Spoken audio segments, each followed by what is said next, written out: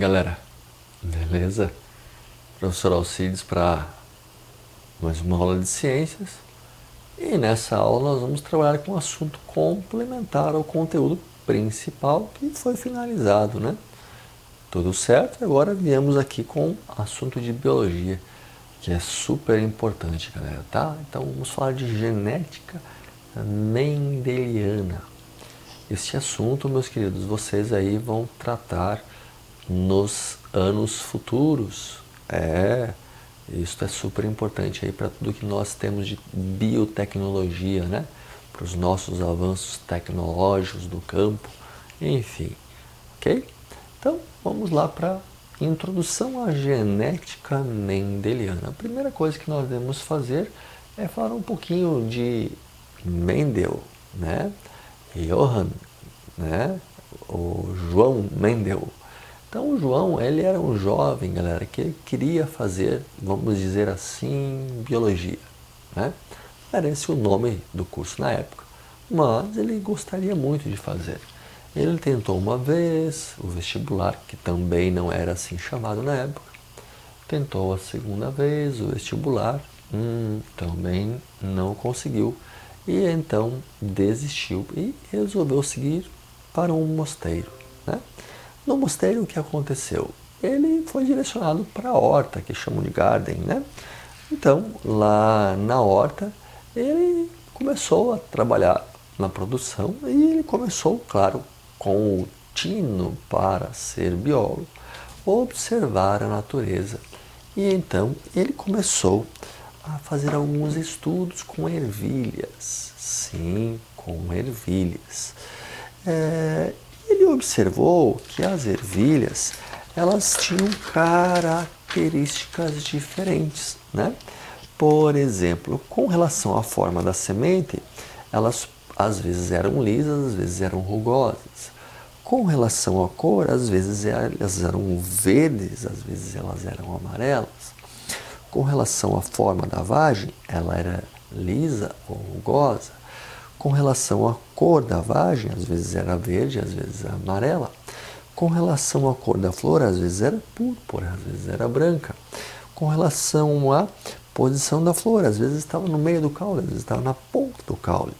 Com relação ao tamanho, às vezes a planta era alta, às vezes a planta era baixa. E ele pôde observar que existia ali.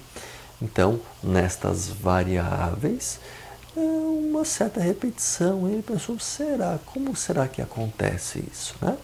E ele começou a fazer cruzamentos nessas ervilhas, observando aquilo que elas produziam, né? Pegava as suas sementes, plantava e via como eram os seus filhos, né? As outras gerações, tá? Claro, com base nisso ele começou a fazer cruzamentos, né? Que ele podia conduzir através de observação da estrutura floral das plantas.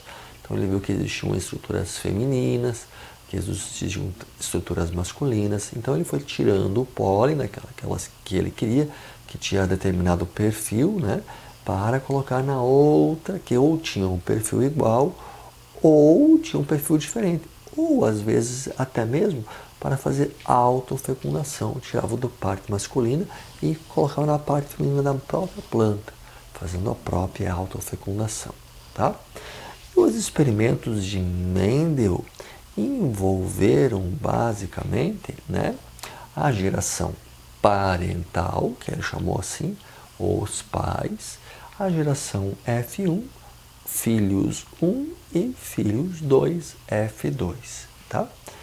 Claro, ele considerou para isso indivíduos puros, em algumas características, híbridos, né? Homozigóticos ou heterozigóticos. Bom, homozigoto que tem apenas um tipo de gene, que é Rzão, Rzinho, tá?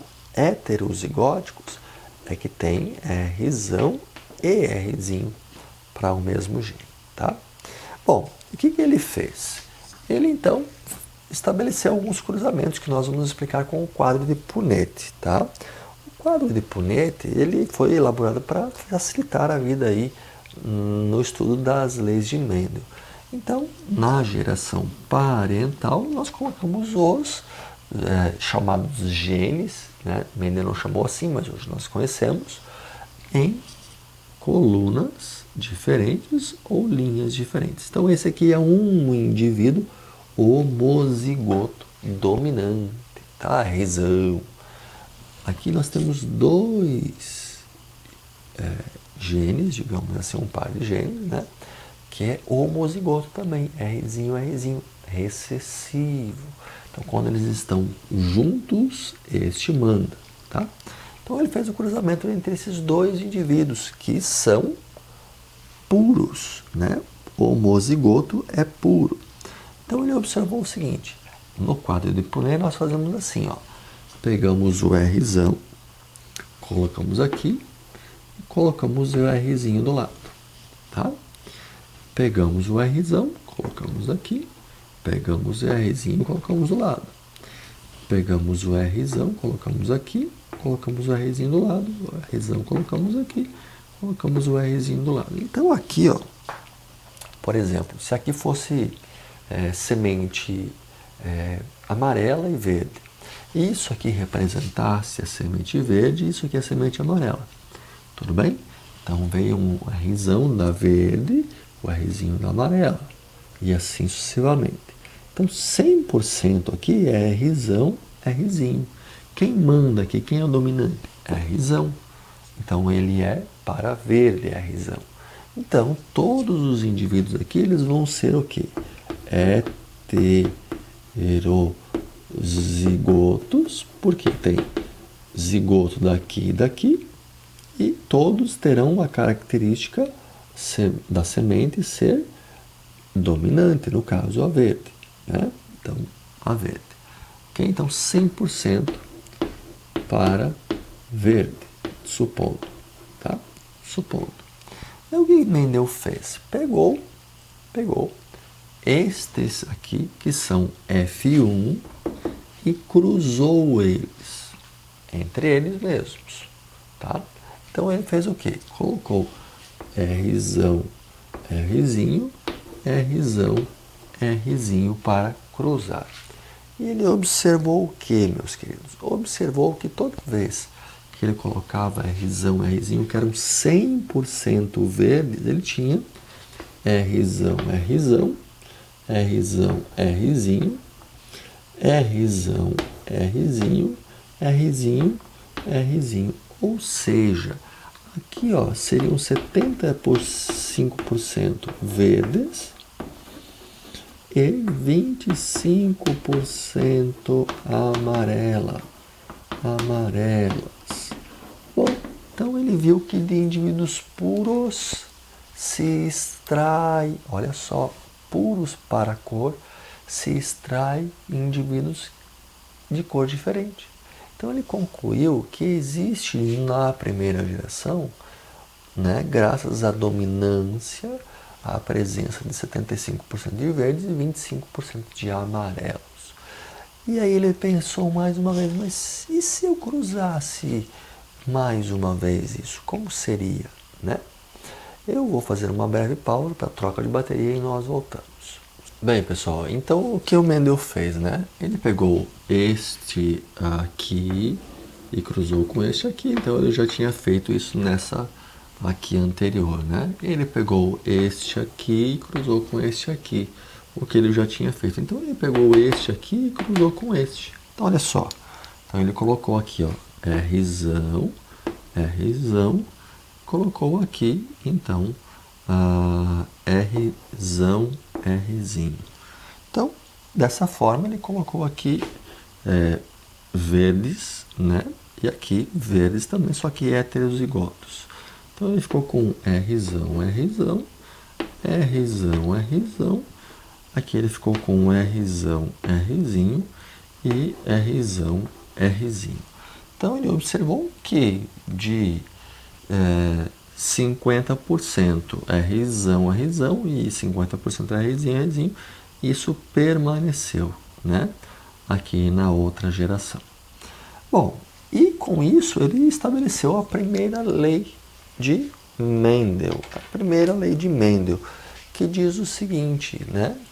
Que os indivíduos, então, eles possuem características que são determinadas basicamente por um par de genes, né? Um par de genes que nós estudamos lá no 8º ano, que realmente procedem, né? E esses genes, eles vêm um da mãe e um do pai, né? E ambos formam o par de um novo indivíduo. Então, isso é super importante para a promoção de variabilidade genética. E claro, né, gente, que na formação do gameta, lá na formação do gameta, através da meiose que nós já estudamos, a metade do pai e da mãe vem e se juntam, formando um gameta, né? Um gameta. Então, isto, formando então uma nova célula, né? Vem o gameta da mãe, vem a metade do pai e da mãe, se juntam formando um novo indivíduo.